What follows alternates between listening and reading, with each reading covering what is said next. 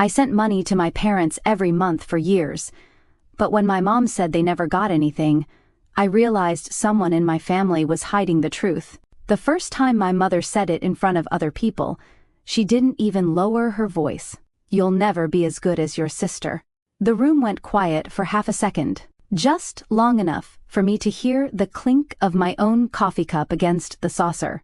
Just long enough for me to realize my father wasn't going to stop her this time either. So I stood up, looked straight at both of them, and said, "Then tell her to pay all the bills. I'm not sending money anymore." My mother laughed. And then she said the sentence that split my life clean in two: "We never received a single dollar from you." I wish I could say I knew immediately what that meant. I didn't. At that moment, all I felt was the blood rushing in my ears, my heart pounding so hard it made the edges of my vision blur. I remember staring at my mother's face, trying to decide whether she was lying, losing her memory, or trying to humiliate me in front of my sister. My father kept his eyes on the table. My sister, Vanessa, leaned back in her chair with that familiar, polished, innocent expression she always wore when chaos she created was about to bloom around someone else. I didn't realize then that my mother had just uncovered a theft that had been happening for nearly 6 years. And I definitely didn't realize that before the week was over, my entire family would turn on itself so violently that one of us would be escorted out of a funeral home by security. But I'm getting ahead of myself. My name is Claire Duval. I'm 38 years old. I work as a senior project accountant for a commercial construction firm in Raleigh, North Carolina, and until that Sunday afternoon, I thought I understood exactly what my place in my family was. I was the reliable one. Vanessa was the golden one. That had been true for as long as I could remember. If Vanessa got a B+ in high school chemistry, my mother framed it as proof of resilience, because science just isn't her natural gift. If I got an A- in advanced calculus, my father frowned and asked what kept me from getting the full A. Vanessa was creative, sensitive, special. I was capable, practical, strong, which sounds like a compliment until you realize those words were only ever used when people wanted something from me. By the time we were adults, the pattern had hardened into family law. Vanessa made dramatic choices. I cleaned them up. Vanessa quit jobs because her manager didn't understand her energy. I helped with rent. Vanessa dated men with motorcycles, debt, and elaborate excuses. I paid for emergency locksmiths, towing fees, and once, humiliatingly, the deductible after one of them backed her leased SUV into a mailbox while high. When our grandmother got sick, Vanessa cried loudly in waiting rooms and posted filtered black and white photos with sentimental captions. I handled insurance forms, medication schedules, and the spreadsheet of rotating care shifts. After Grandma died, my mother hugged Vanessa and said, "You loved her so deeply." I was standing 3 feet away holding the folder with the funeral paperwork. That was my role. Invisible labor, quiet sacrifice, no applause. And for a long time, I accepted it because I told myself it was temporary. That families go through seasons, that parents mellow with age, that if I just kept showing up, kept helping, kept being the adult in the room, one day they'd see me clearly. People who grow up hungry for love become experts at surviving on crumbs. When I was 27, I moved 2 hours away for work. Not across the country. Not even far enough for the distance to be a real excuse. But it was enough to give me my own rent, my own grocery bills, my own life. Enough to understand, for the first time, how quiet peace could be. That same year, Dad had his first minor stroke. It scared all of us. Especially because he'd always been the stable center of the family, even if he was a silent one. He recovered well physically, but afterward he became anxious about money in a way I'd never seen before. My mother called me crying one night, saying the mortgage was tight, prescriptions were expensive, the house needed repairs, and Vanessa was trying her best, but had 2 small children and so much on her plate. I was making decent money by then, not rich, just stable. I had no kids, no spouse, and the kind of practical habits people mistake for wealth. I asked how much they needed. My mother hesitated, sighed, then said, Honestly? Even $500 a month would help us breathe. $500 a month. I remember standing in my kitchen in socks, looking at a bag of spinach in my sink, thinking about my own student loans, my car payment, and the emergency fund I'd just started. 500 wasn't impossible. But it wasn't nothing either. Still, I said yes. She cried. She told me she didn't know what they'd do without me. She called me her rock. That's the thing about people who are starving for tenderness. The moment you're praised for carrying the load that's crushing you, you confuse it for love. I set up an automatic transfer the next morning. Over time, 500 became 800. Then 1,000. During the year, Dad needed a second procedure, and Mom claimed insurance was dragging its feet. I adjusted other parts of my life around it. I stopped taking vacations. I delayed replacing my old car, even after the air conditioner started dying every August. I turned down dinner invitations and said I was trying to be smart, financially. The truth was I was sending nearly $12,000 a year to my parents, on top of random extra expenses they called about breathlessly. A new water heater, a roof leak, property taxes, an overdue dental bill. Every time I sent it, my mother would text back some version of, "I don't know how we raised such a generous daughter." But she never said it in front of Vanessa. In front of Vanessa, the story was always different. Vanessa was the devoted daughter. Vanessa came by all the time. Vanessa brought the children. Vanessa checked in, emotionally. Vanessa understood family. I lived farther away, worked too much, and thought money solved everything. Maybe that should have made me suspicious. Maybe anyone healthier than me would have noticed the contradiction. Instead, I worked harder. Then I met Daniel. Daniel was 39, recently divorced when we started dating, and the first man who ever listened to me like my words, weighed something, not just the dramatic parts, everything. What I ordered at restaurants, what I thought about city budgeting, why I hated hydrangeas. The first night he came over to my apartment, he looked around my tiny living room, noticed how carefully I'd arranged everything, and said, "You've built a calm life for yourself." I nearly cried, not because it was romantic, because no one had ever described my life as something I built. In my family, I was just the extension cord everyone plugged into. Daniel started noticing things I'd normalized. The way my mother only called after 6 in the evening, usually right after I got home from work, as if she sensed when I was too tired to defend myself. The way my father never got on the phone unless they needed me to feel guilty. The way Vanessa only contacted me when she needed a favor, but could go 6 months without asking how I was.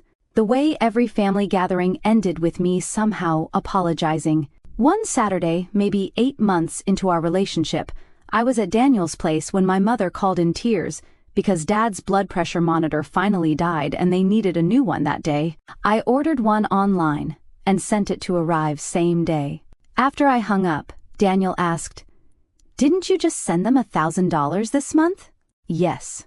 "And they can't buy a blood pressure monitor?" "It's probably just bad timing." He gave me a look I came to know well, not judgment, concern sharpened by restraint. "Claire," he said carefully, "I'm not saying don't help them. I'm saying you never seem to know where the money actually goes." That irritated me instantly, which should have told me he was near the truth. "You don't understand my family." "No," he said. "I understand enough to see that you are always in crisis on behalf of people who somehow still find ways to call you selfish." I snapped at him. We fought. Then I went home and spent the rest of the weekend feeling ashamed. Not because I believed he was wrong, but because a part of me had recognized something I didn't want to look at. Still, I kept sending money. Years passed that way. Daniel and I married when I was 34. Small ceremony, courthouse first, then dinner with close friends and family. My parents came, of course. Vanessa arrived 40 minutes late in a cream-colored dress that was just shy of white. Mom laughed it off. "That's just Vanessa." At the dinner, my father gave a toast about resilience and loyalty and how proud he was that I'd finally found someone patient enough for my independent streak. Vanessa gave a toast to She talked about how hard it had been, sharing me with a husband now, as if I'd been an appliance she'd lent out. Everybody chuckled. Daniel squeezed my knee under the table so hard I knew he was angry for me. By then, the monthly support had become so embedded in my life that Daniel and I treated it like another bill. He didn't love it, but he never tried to control me. He'd ask questions sometimes, practical questions. Did they send you the quote for the roof repair? How much exactly was Dad's copay? Why is Vanessa, who lives 15 minutes away, never covering any of this? And every time, I'd have answers that sounded reasonable enough to keep the peace and flimsy enough that I could feel them bending in my own mouth. Mom would say Vanessa helped in other ways. Mom would say Vanessa had the kids. Mom would say Vanessa's husband, Brent, was between opportunities again. Mom would say, "Not everything is about numbers, Claire." It became such a familiar line that I started hearing it before she said it. Not everything is about numbers. Easy for people to say when someone else is paying. Then came the dinner. It was my parents' 45th anniversary, a big family lunch at an Italian restaurant they liked because the owner knew my mother's name and always gave her free tiramisu. Daniel couldn't come because he was out of town for a supplier conference, so I drove down alone with a wrapped gift and a quiet headache already forming behind my left eye. The gathering was exactly what these events always were. Cousins I barely saw. Aunts who specialized in whispering while pretending not to. Grandchildren running underfoot.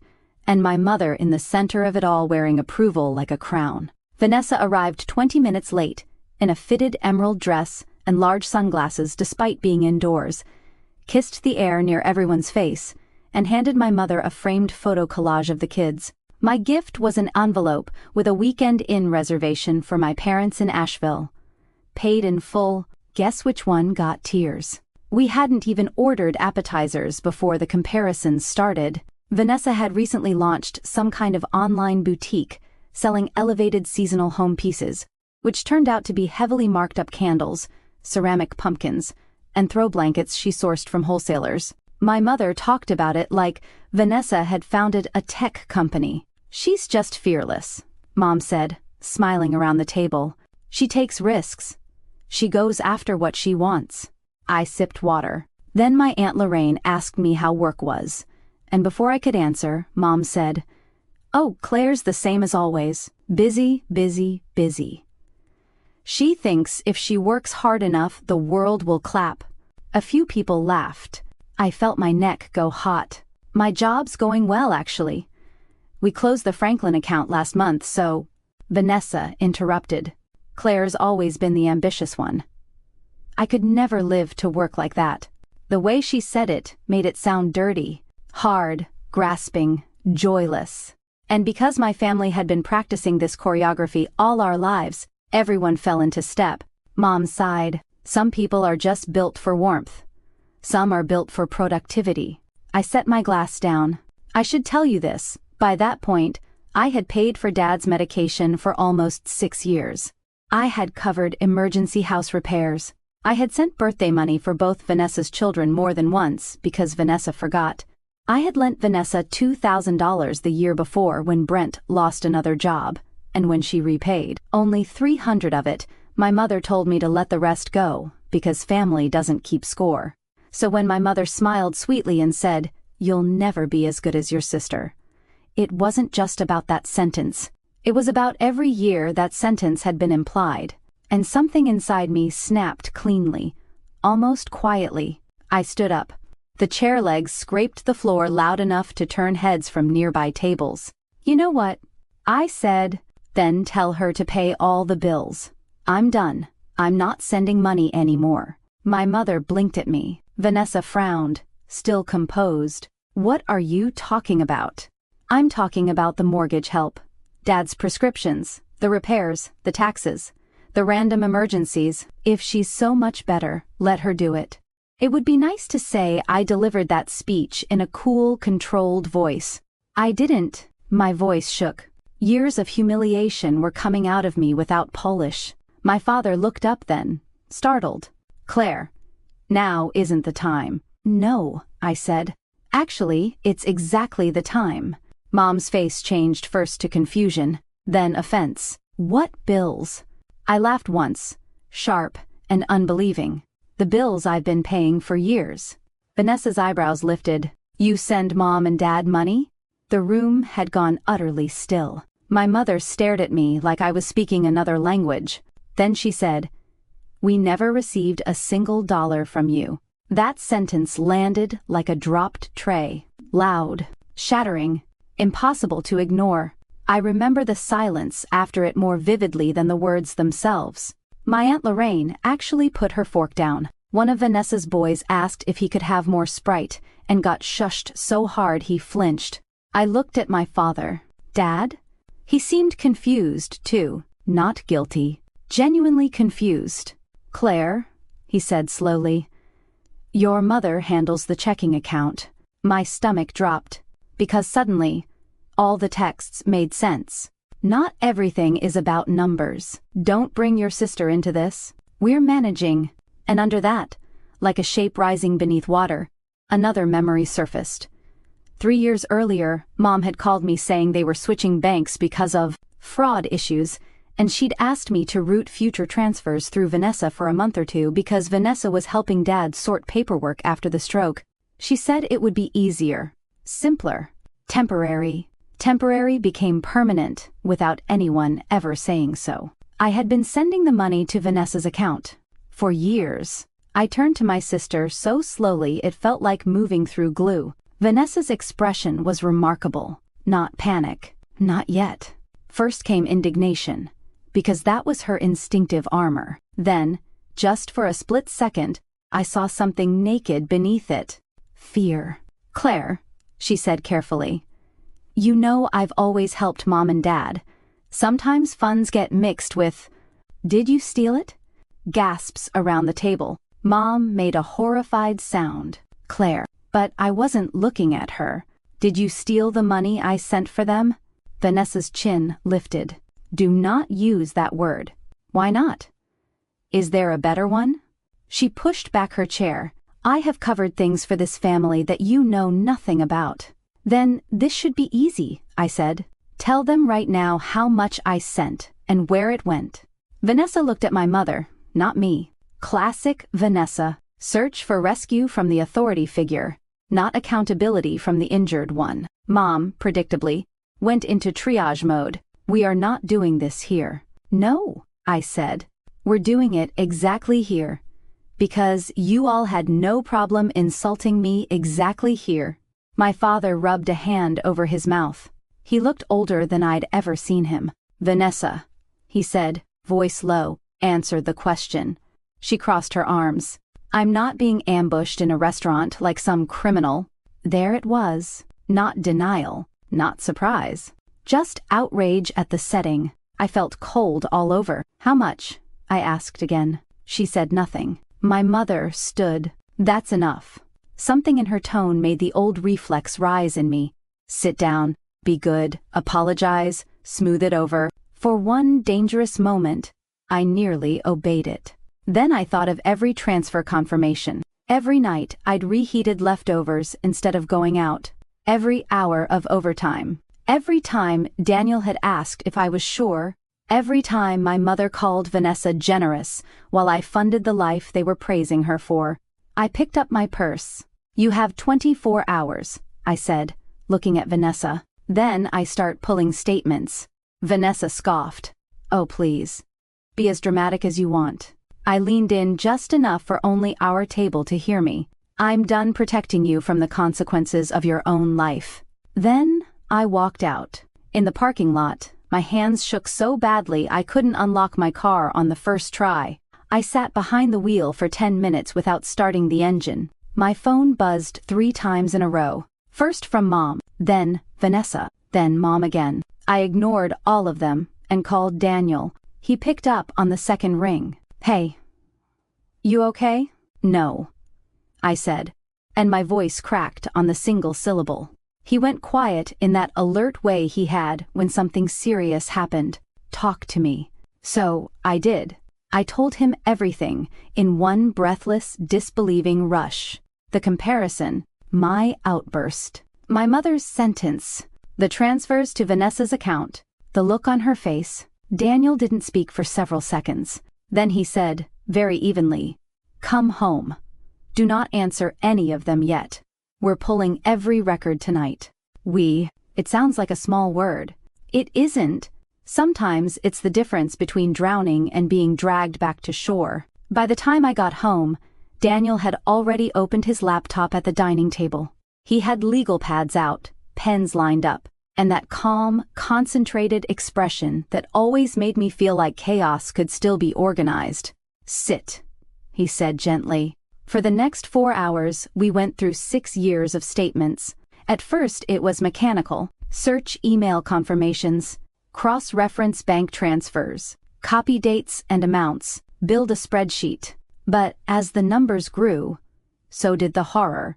500, 500, 800, 1,000, 1,200 for roof repair, 900 for medication shortfall, 1,500 for property tax emergency, 300 here, 600 there, holiday extras, birthday extras, a temporary transfer during Brent's unemployment, a small bridge, while Dad's cardiology bill processed. By midnight, the total was $68,430. I stared at the number until it stopped looking real. $68,430, more than the down payment we'd nearly put on a larger house before deciding to wait, more than my remaining student loan balance at the time, more than the car I kept patching together, because other priorities came first. Daniel blew out a breath and sat back. "Claire," I looked at him, "this is theft." I wanted him to be wrong. Even then, even with a spreadsheet in front of me, some childish part of me still wanted there to be a softer explanation. Miscommunication, poor bookkeeping, a stupid family mess that could be sorted with tears and apologies. "Maybe she passed some of it on," I whispered. "Maybe," he said. "But your mother's reaction tells me not enough to matter."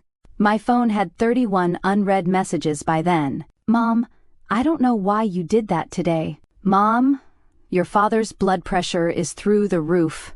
"Vanessa, I'm not being spoken to that way." "Vanessa, you have always resented me." "Mom, call me now." "Mom, this family does not deserve this humiliation." "Vanessa, some of that money was for shared family expenses." "Vanessa, also, do not threaten me." There were no messages saying, "Claire, I'm sorry." There were no messages saying, "Let me explain where the money went."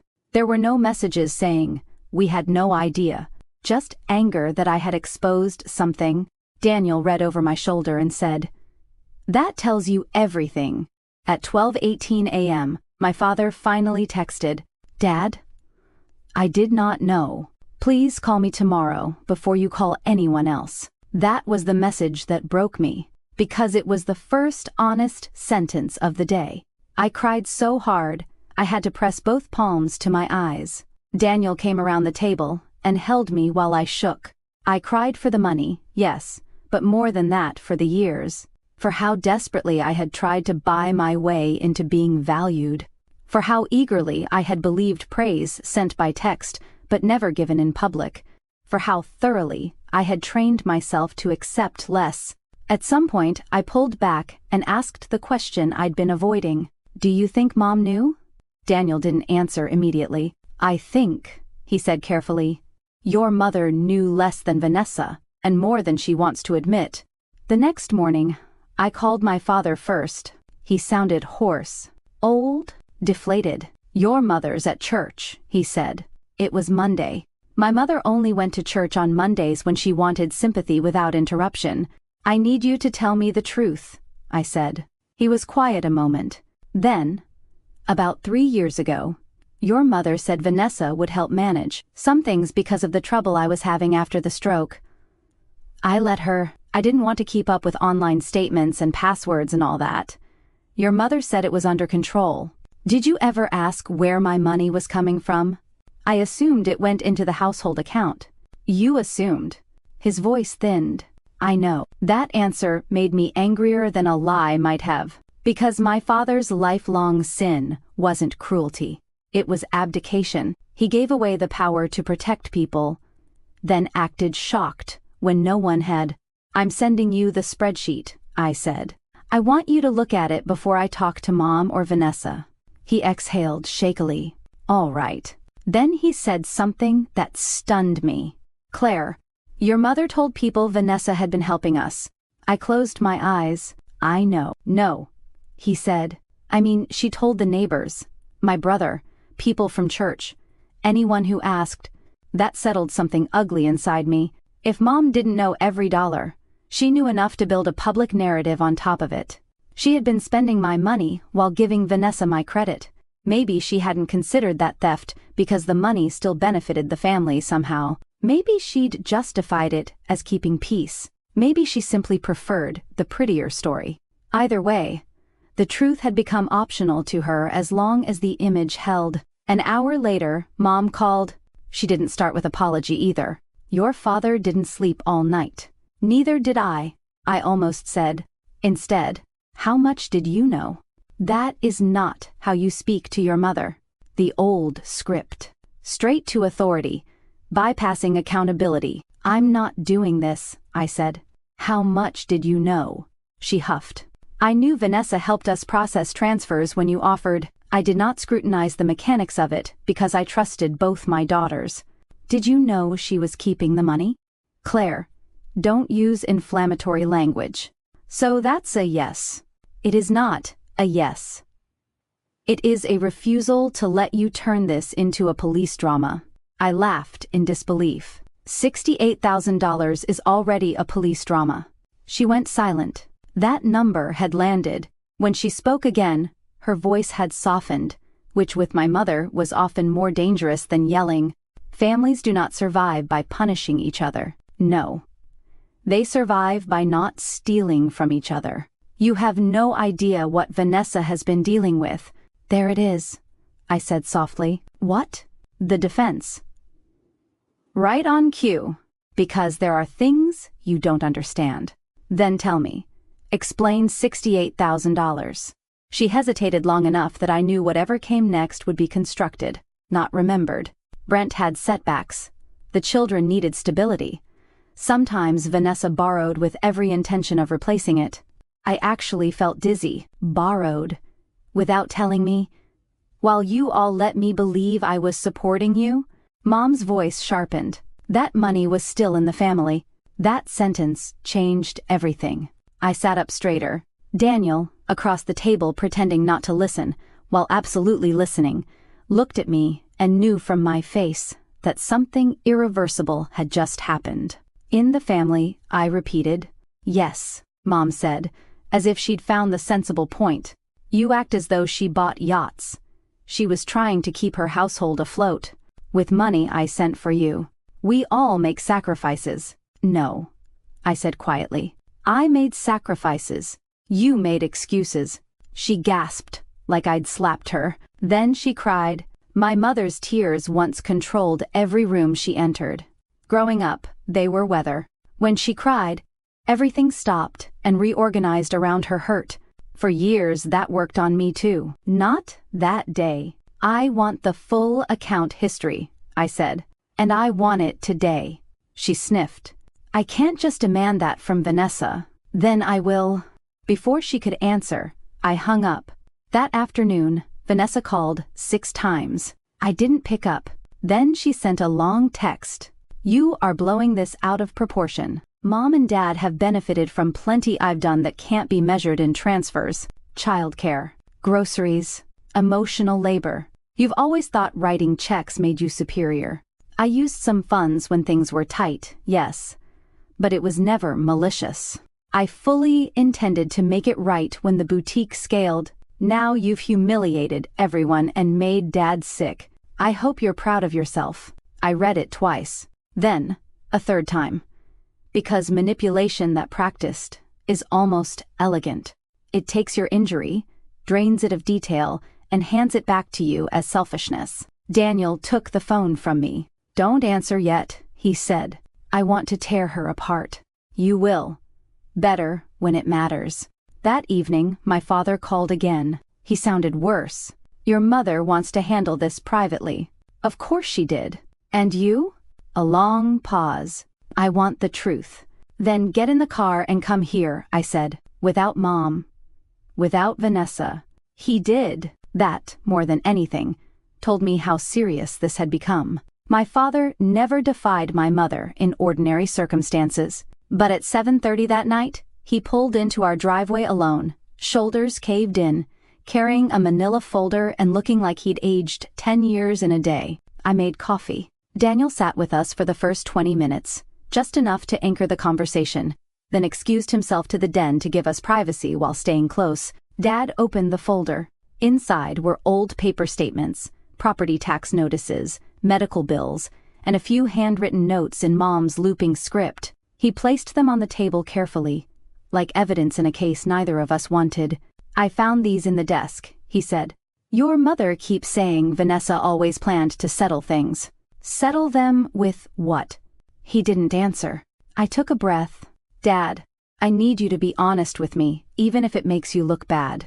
He nodded once. Did you know Vanessa and Brent were in financial trouble? His mouth tightened. I knew Brent had credit card issues.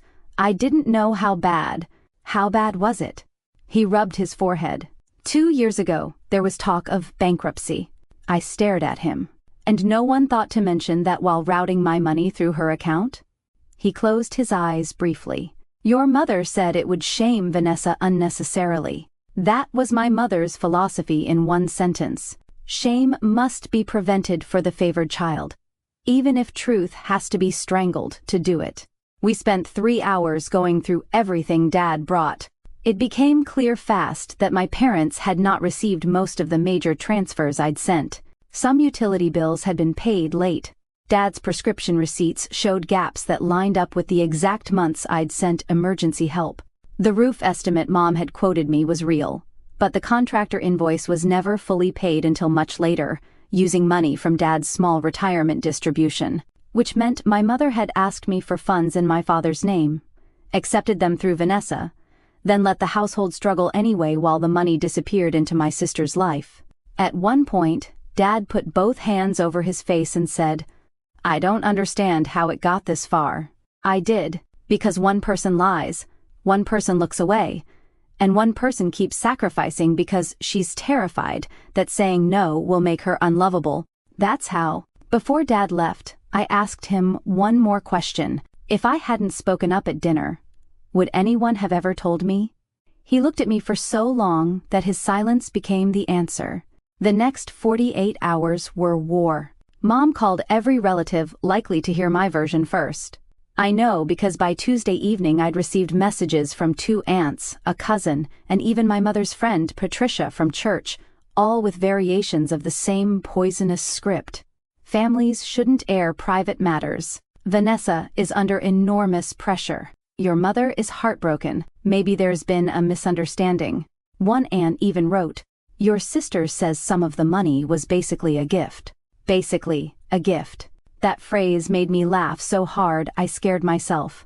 I responded to no one except Aunt Lorraine, the only relative who'd looked horrified at dinner instead of entertained. To her, I sent one screenshot, part of the spreadsheet with dates, amounts, and notes. 2 minutes later she replied, My God, I'm sorry, that was all. It was enough. Vanessa, meanwhile, escalated from defensive to theatrical. She posted a quote on social media about being attacked by those who project their own bitterness, then another about surviving narcissistic family systems. I would have found it funny if it weren't so familiar. My sister weaponized therapy language, the way some people use expensive perfume, liberally and mostly to cover rot. Then Brent called. I had not expected that. Brent and I had never been close. He was the kind of man who always seemed half a step away from a fresh excuse, charming when sober, belligerent when cornered, and permanently convinced bad luck was a unique burden placed on him by an unjust universe. He called Wednesday morning at 9:12. Claire, he said without greeting. We need to calm this down. You know what I mean. No, Brent, I really don't. He sighed like I was being unreasonable. Look, Vanessa made some choices under stress. You're acting like she ran a Ponzi scheme. I almost admired the audacity. "How much do you know?" "I know enough to say legal threats would tear this family apart." I leaned back in my chair. "So there is something to be threatened over. Don't do that lawyer crap with me. I'm an accountant, Brent, not a lawyer. But I can still add." He lowered his voice. "Listen. We can work out a repayment plan." There it was. Not innocence. A plan. My pulse quickened. "How much?" "What? How much did you take?" He went quiet a beat too long. "Brent," he snapped, "you were sending money into a family support stream. Sometimes needs shifted. That's life." Family support stream. I actually wrote the phrase down after the call because I wanted to remember exactly how people sound when they know they're guilty and decide language is their last hiding place. "I want numbers by tonight," I said, "and I want them in writing." He laughed bitterly. "You've always loved paperwork."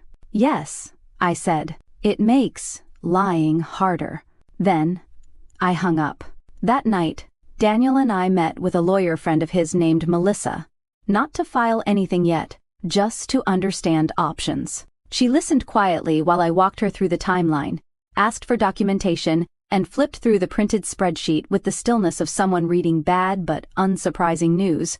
Finally, she said, "You need to stop framing this as a family misunderstanding.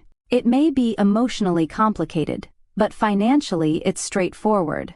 Meaning you sent money under false pretenses to support specific people and specific expenses. Those funds were diverted. Intent matters, but so does pattern. And this pattern is ugly. I swallowed. Should I file a report? Melissa's answer was precise. That depends on what outcome you want. Criminal complaints create leverage but also fallout. Civil recovery is another path. But before either, I'd send a formal demand and preserve every record. I nodded, though my stomach nodded. Also, she added, "Be prepared for your family to act like accountability is the true betrayal." She was right. The formal demand went out Friday morning by email and certified mail. Polite, factual, devastating. It listed the transfers, asked for a complete accounting within 10 business days, and notified Vanessa and Brent that absent satisfactory explanation and repayment proposal, I would consider legal remedies. I copied my parents. My mother called within 12 minutes, shrieking so loudly I had to hold the phone away from my ear. "You sent a legal letter to your sister?" "Yes. You are trying to destroy her." "No," I said. "I'm asking her to explain why she stole from me. She is your blood. And I was apparently her funding source." My mother made a choked sound. "You are cruel. Cold. Calculating. I always worried marriage would make you harder." There was a time those words would have punctured me. That day they just sounded tired. "I'm the same person I've always been," I said. "I've just stopped being useful without question." She inhaled sharply. "After everything I did for you." I cut in. "Say it." "What?" "Say one thing you did for me that didn't also come with a comparison to Vanessa." Silence. I waited. Finally, she said, "You were always so difficult to praise." I felt something inside me settle with terrible calm. Not break, settle. Because when a person tells you who you are to them, over and over, the greatest violence you can do to yourself is keep translating it into love. I ended the call. That weekend was the longest of my life. Half the family went to ground. A few sent vague peacekeeping texts. Aunt Lorraine called and said she was ashamed of what she'd witnessed for years without naming. My cousin Jenna admitted quietly that my mother often told people I was financially comfortable because I only think about myself. That one stunned me more than I expected. All those years I'd been stripping parts off my own life to support them, and my mother had apparently used my self-denial as evidence of selfishness. Vanessa eventually responded through a lawyer. That shocked everyone except Melissa. The letter was short and slippery. It denied intentional wrongdoing, claimed many funds were intermingled with generalized family support, asserted that my parents materially benefited from Vanessa's caregiving, and suggested my demands were emotionally retaliatory.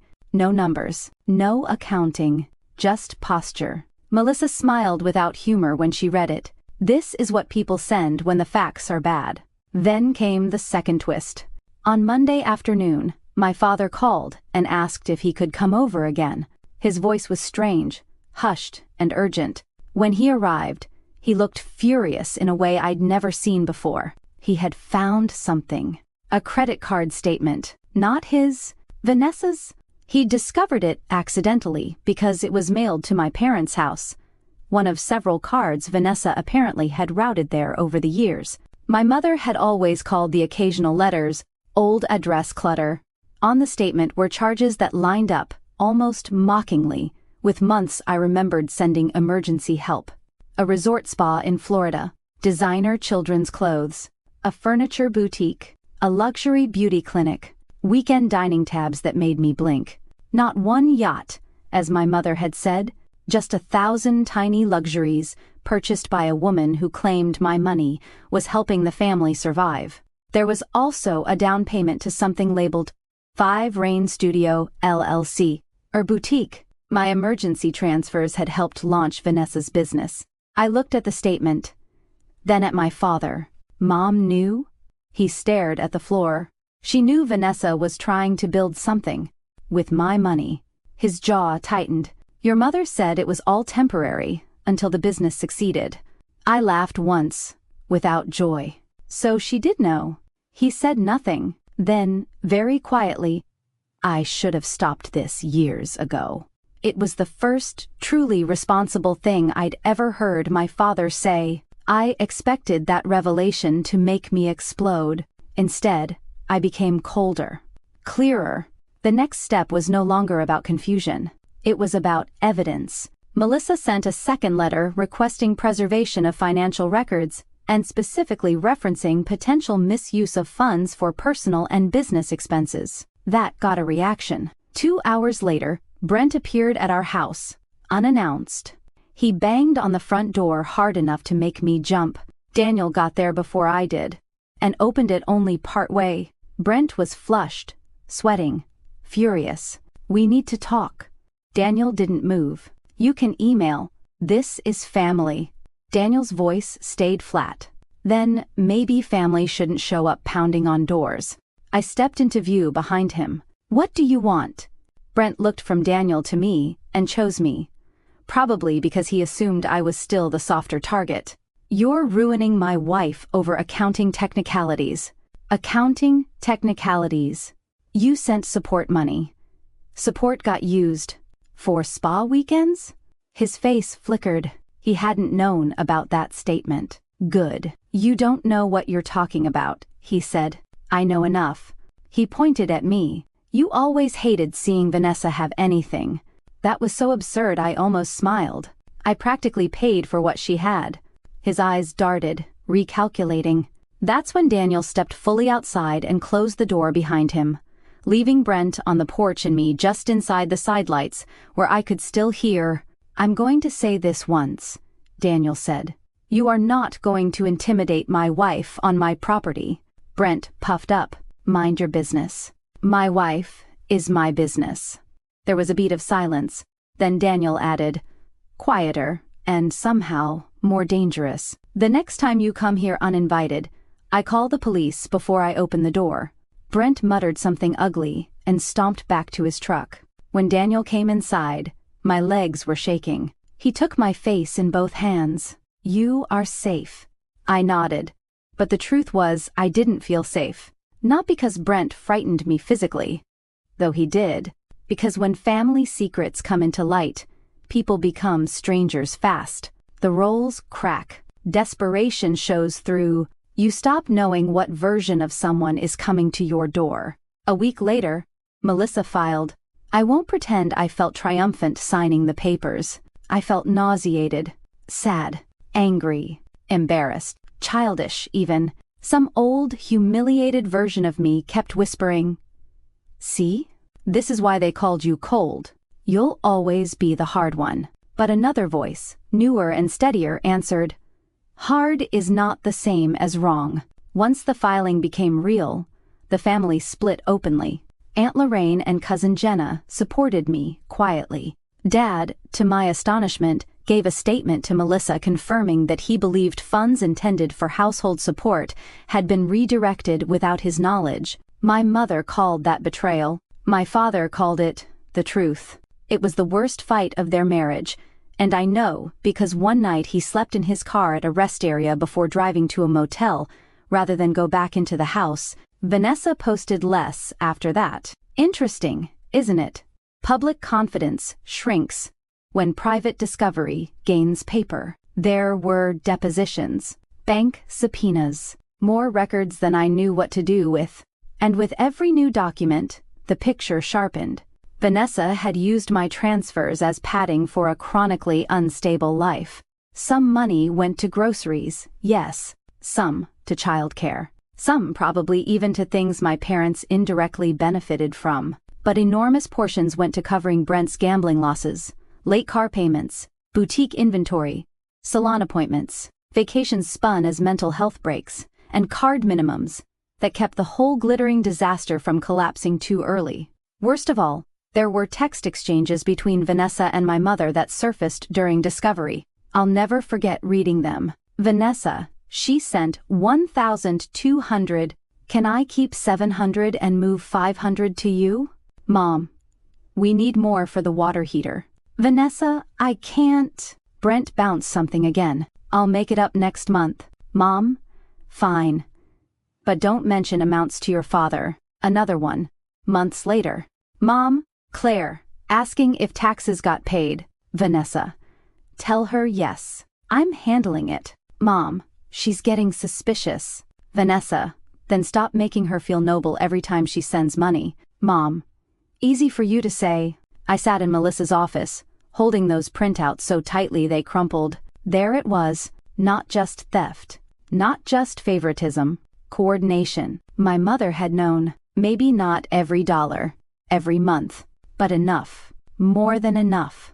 Enough to lie repeatedly, enough to shape the narrative, enough to use me. I don't remember much of the drive home that day. Daniel says I came in, set my bag down, and stood in the kitchen without moving for almost 5 full minutes. Then I said, she knew. He didn't ask how much. He didn't soften it. He just came to me and said, I know. That night, I did something I should have done years earlier. I blocked my mother. Not forever, I told myself then, just until the case moved forward. But even as I did it, I knew something much bigger had ended. The mediation was scheduled for early September. By then, nearly 4 months had passed since the anniversary dinner. The story had traveled through the family like smoke, distorted, dramatized, denied, revived. In some versions, I was suing my sister over gift money. In others, Vanessa had had a temporary accounting error. In one especially creative rumor, Daniel had manipulated me into turning against my family because he wanted my inheritance, which would have been funny if my parents had possessed anything substantial to inherit. The truth was simpler and uglier. A family had built itself around one daughter's usefulness and the other daughter's fragility, until the fragile one learned she could devour without consequence, and the useful one forgot she was allowed to bleed. Mediation took place in a beige office building with stale coffee and 2 bright lights. Vanessa arrived in a cream pantsuit and pearls, looking like wealth itself had put on lipstick. Brent looked rumpled and mean. My mother came with them, though technically she was only a witness. My father came separately and sat near me. Seeing us all in one place again made me feel 11 years old and 40 all at once. Vanessa didn't look at me. That hurt more than open hostility would have.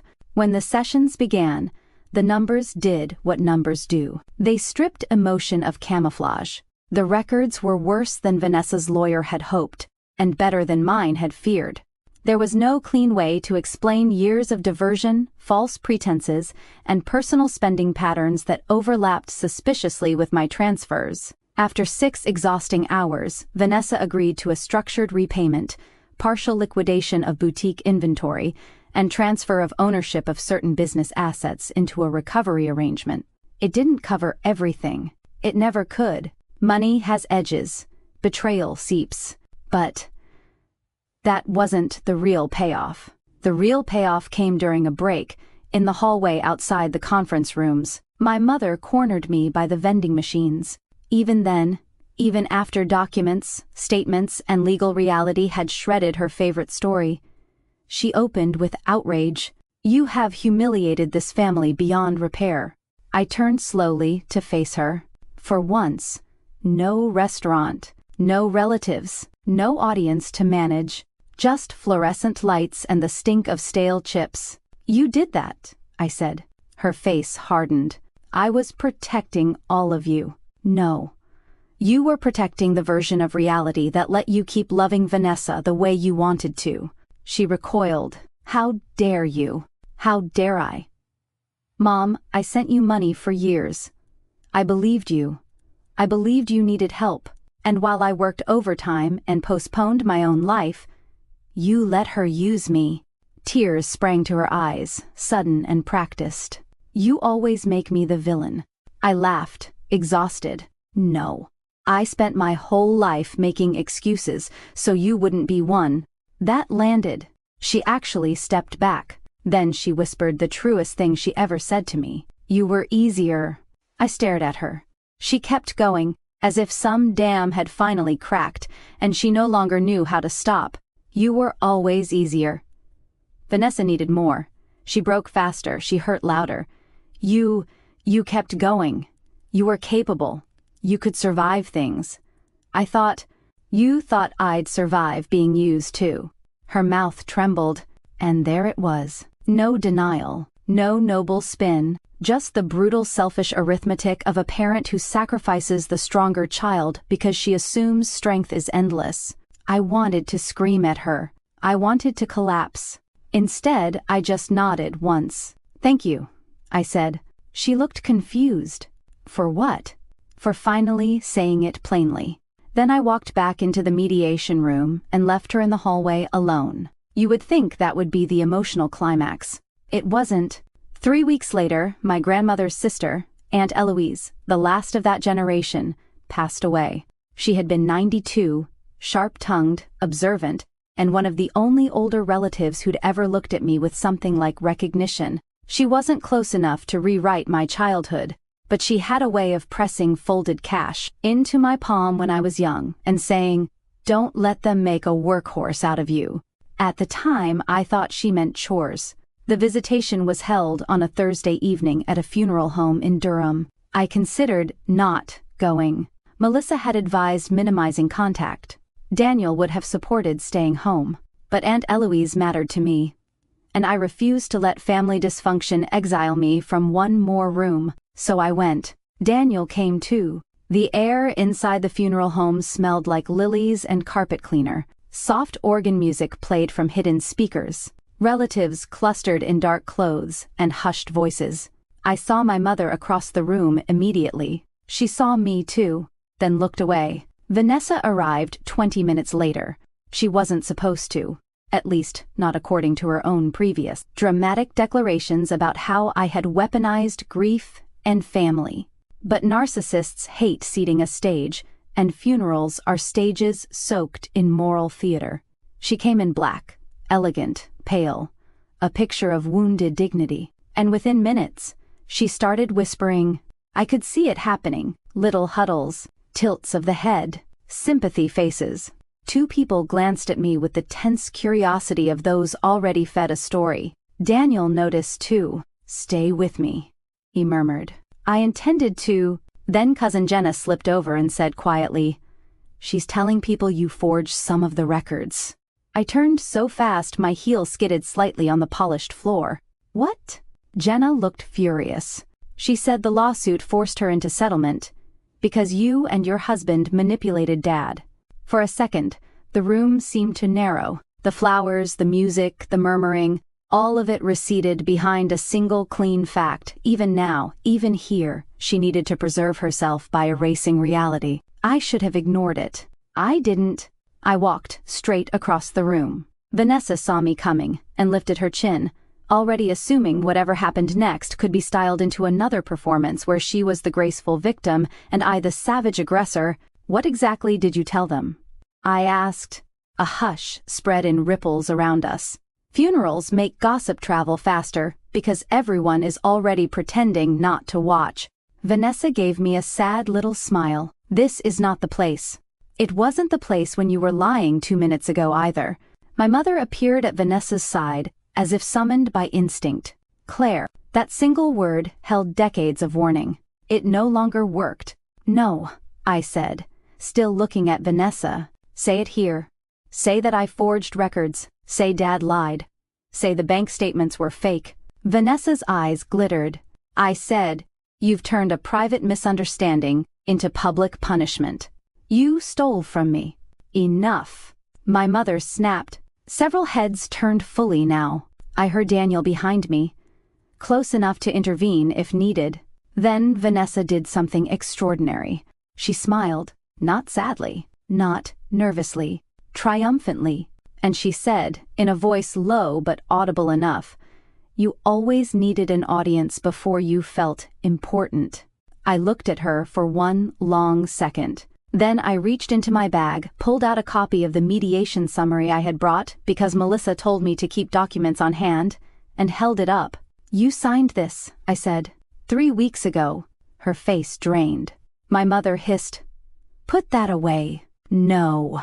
A couple of relatives stepped closer, not dramatically, just enough to listen better. "You told people I forged records," I continued, still calm. "This document states you agreed to repayment terms based on documented diversion of funds." Vanessa whispered, "You psycho."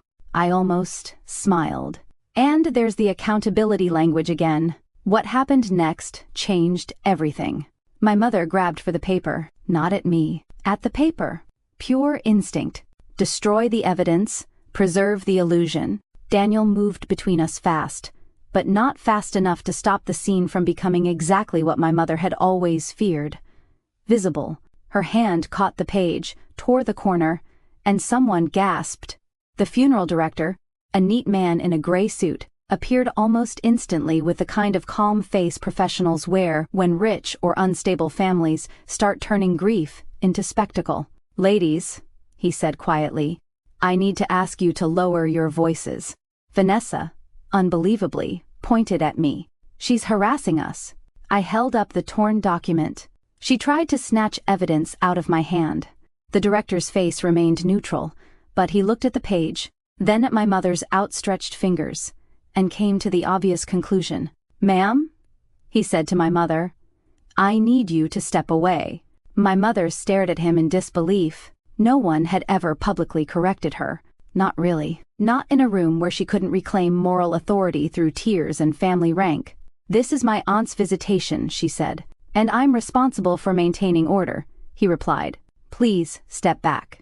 She didn't. She looked around the room for support, expecting someone to rise to the occasion of protecting her dignity. No one moved. Not Vanessa, not the cousins, not the church friends who'd repeated her version for months, not even my father, who had just entered from the foyer and taken in the scene with the expression of a man who was finally too tired to lie for anyone. The funeral director signaled discreetly to another staff member.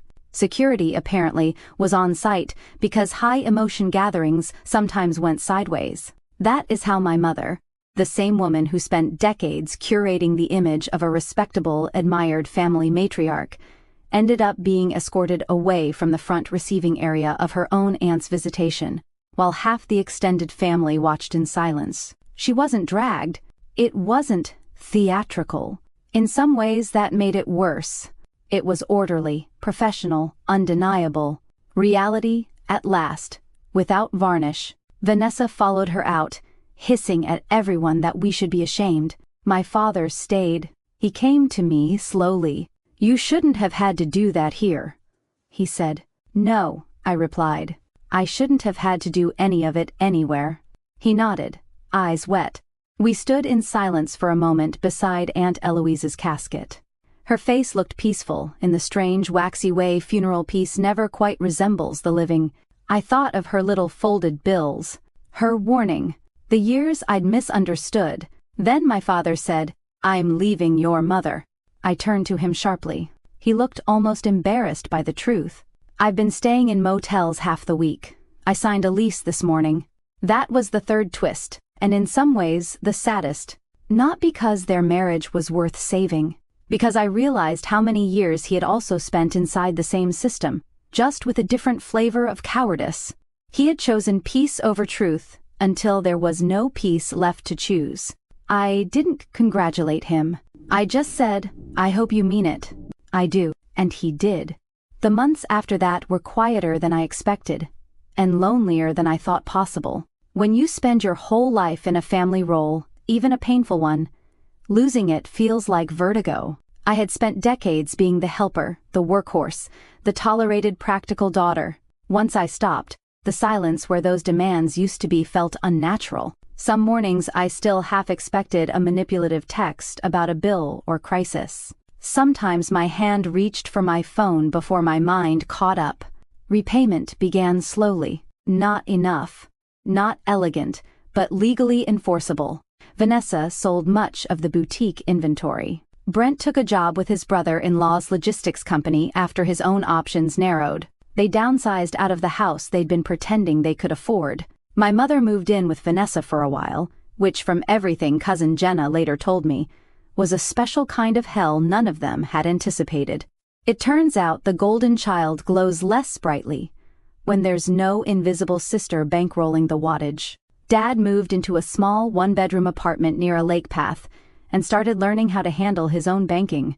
The first time he logged into his own account without help, he called me sounding absurdly proud. I laughed, despite myself. Healing can be humiliatingly small at first. As for me, I went to therapy, not the performative kind my sister quoted online, the real kind. The sit in a chair and admit how hungry you've always been kind. The kind where a woman with kind eyes and devastating pattern recognition says things like, "You learned that being needed was the safest available substitute for being loved." I hated her for that one. Because it was true. I told her stories I'd never properly named before, about being 14 and staying up until 1 a.m., making cupcakes for Vanessa's bake sale because she forgot, then hearing Mom praise Vanessa's thoughtfulness at school the next day, about paying part of Vanessa's community college tuition from my campus bookstore wages because Dad's overtime got cut, and being told not to mention it because it would embarrass her, about every holiday where my gifts were practical and hers were celebrated, about how I learned early that competence makes adults lean on you and resent you in the same breath. My therapist asked, "When did you first realize you were expected to absorb what others would not?" I laughed, then cried, because I didn't have a date. It was the climate of my childhood, not a single storm. Daniel was steady through all of it. Patient in the way that doesn't infantilize. Protective, without becoming controlling. One night, maybe 6 months after the anniversary dinner, we were sitting on the back patio eating takeout Chinese from the cartons because neither of us felt like plates. The air smelled like rain. I had just told him I felt guilty for how much calmer my life had become. He looked at me and said, "Peace will feel wrong for a while because you were trained to confuse calm with abandonment." I set my chopsticks down. "You and my therapist should start charging by the wound." He smiled a little. "I'm serious." "I know." Then I asked the question that still haunted me sometimes. "Do you think I was stupid?" He frowned. "For what?" "For not seeing it sooner." His answer came instantly. "No. You were loyal in an environment that punished clear sight."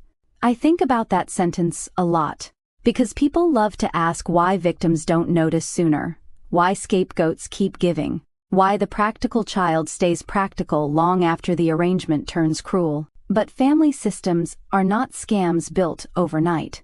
They are cathedrals of repetition. You are born inside them.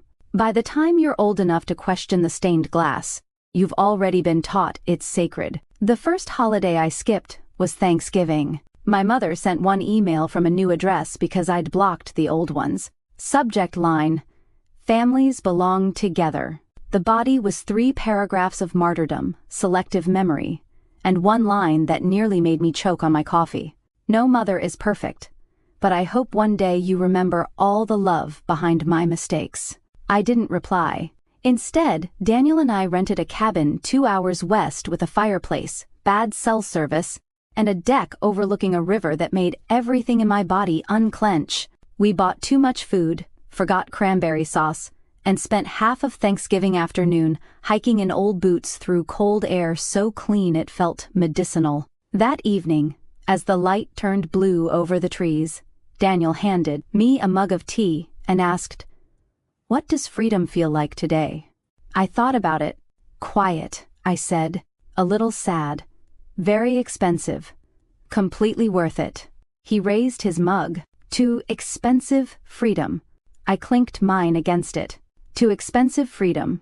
Christmas was harder. Grief likes holidays because it can dress as nostalgia. I missed my father in the old family house way, though we saw each other separately now. I even missed the smell of my mother's cinnamon bread before I remembered that most Christmas mornings ended with someone crying, someone comparing, someone apologizing for the wrong thing. Dad came to our house for Christmas Eve instead. He brought a pie from a bakery and a potted rosemary plant, because he said he was trying to become the kind of man who doesn't show up empty-handed and confused. It was awkward, sweet in places, painfully sincere. He asked before setting anything down. He offered to help with dishes. He kept saying you're home with an odd mix of admiration and regret. At one point, he stood in our kitchen, watching Daniel baste a roast chicken, and said quietly to me, "I didn't know normal could sound this peaceful." I almost said, "It always could have." But sometimes mercy is telling the truth by not sharpening it further. So I just answered, "Me neither." The next spring, a full year after the anniversary dinner, the final repayment order was formalized. With interest and asset recovery, I would eventually recover a significant portion of what was taken. Not all, enough to matter. Melissa called with the finalized terms while I was at work. When I hung up, I expected some cinematic rush of victory. Instead, I sat at my desk and stared at the blue glow of my monitor while the office hummed around me. Printers, phones, distant laughter from the break room. Regular life, continuing. Justice, when it finally arrives, is often quieter than revenge fantasies promise. More administrative, more precise. Then, slowly, I smiled. Because it wasn't really about the money anymore. It was about the record. The truth existed somewhere official now. Somewhere outside family myth. It had been named, documented, enforced. You would be amazed how healing it is when gaslighting collides with paperwork. That evening, Daniel took me to dinner at a small restaurant downtown with brick walls and candlelight, and the kind of servers who never hover. Halfway through dessert, he reached across the table and said, "You know what I'm proudest of?" "What?" "You stopped auditioning for love."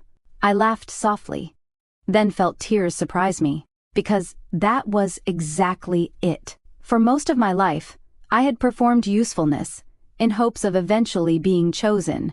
I had thought if I was generous enough, stable enough, forgiving enough, tireless enough, someone would finally look at me without comparison and say, "There you are, we see you. You were enough all along." Instead, I found something better. I learned to say it to myself. That summer, I got a letter, a real letter, handwritten, from my mother. I recognized the envelope immediately, and almost threw it away unopened. Then curiosity, or maybe an old reflex, won. Inside was 4 pages of careful script. There was no full apology. There never would be. My mother was constitutionally incapable of entering a room without smuggling in justification. But there were fragments. I did not understand how much resentment had built. I thought helping Vanessa was temporary. I relied on your strength too much. I was wrong to let appearances matter more than clarity. The closest she came to truth was in the final paragraph. I see now that I asked you to carry what I would not ask of her, and then I punished you for carrying it well. I read that sentence 5 times. Then I put the letter back in the envelope and sat very still. My therapist later asked, "Did it give you closure?" No, I said, but it gave me accuracy. And sometimes accuracy is the only mercy available. I did not reconcile with my mother that year. Or the next. I saw Vanessa once by accident in a pharmacy parking lot. She was loading paper towels into the back of a smaller, cheaper SUV than the one she used to drive. She saw me too. For a second, neither of us moved. She looked older, not aged badly, exactly. Just stripped of the soft focus effect that constant rescuing gives people. Consequences had put angles on her. I wondered if she would come over, apologize, sneer, pretend. Instead, she closed the trunk and said, "You really got what you wanted." It was such a revealing sentence that I almost thanked her. "No," I said. "I got what was true." She rolled her eyes. "But not convincingly. You always think you're righteous." I shook my head. "No. I just finally stopped agreeing to be used." She stared at me a moment, lips thinning. Then she said the thing I think she'd believed her whole life. "You could afford it." There it was. Her theology. My capacity as consent. My stability as public property. My competence as justification for exploitation. I looked at her and felt, to my own surprise, not rage, just distance. I could afford kindness, I said, not betrayal. Then I got in my car and drove away. The real ending, if stories like this have real endings, happened on an ordinary Tuesday, not in court, not at a funeral, not during some dramatic family showdown, just a Tuesday. I was at home paying bills online.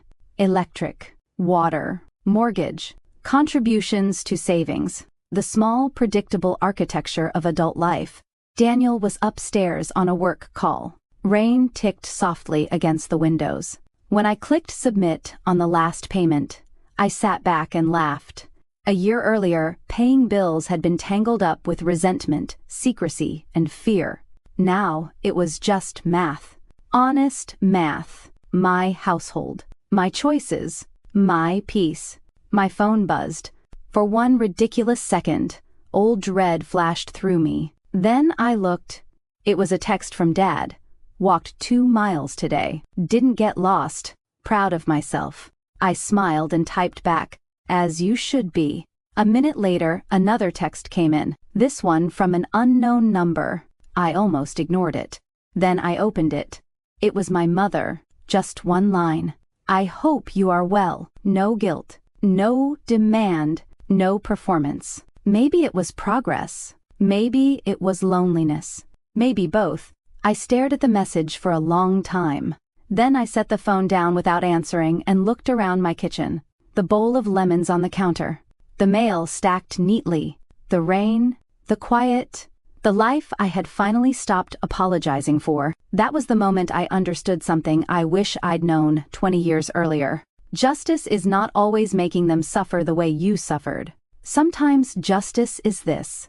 They no longer get to define you. They no longer get to spend you. They no longer get to call your bleeding love and your boundaries cruelty. They no longer get access to the part of you that kept them comfortable at your expense. My parents sneered, "You'll never be as good as your sister." And for years I believed I had to prove them wrong by giving more. But the truth was simpler, sharper, and far more freeing. I never needed to be as good as my sister. I needed to stop being useful to people who only valued me when I was willing to disappear. So I did. And when the dust settled, when the lies were named, when the bills finally belonged to the people who made them, when the golden child had to live in the harsh white light of numbers, when my mother could no longer confuse exploitation with family loyalty, I found something no one in that house had ever offered me. Peace. Not the fake peace of silence. Not the peace of swallowing hurt. Not the peace of being the bigger person while someone empties your pockets. Real peace. The kind that comes after truth. The kind that costs something. The kind that stays. And that, more than any courtroom, more than any torn document in a funeral home, more than any stunned look on my mother's face, was the part they never expected. I stopped sending money. Then I stopped sending access. And for the first time in my life, I kept something for myself. Me.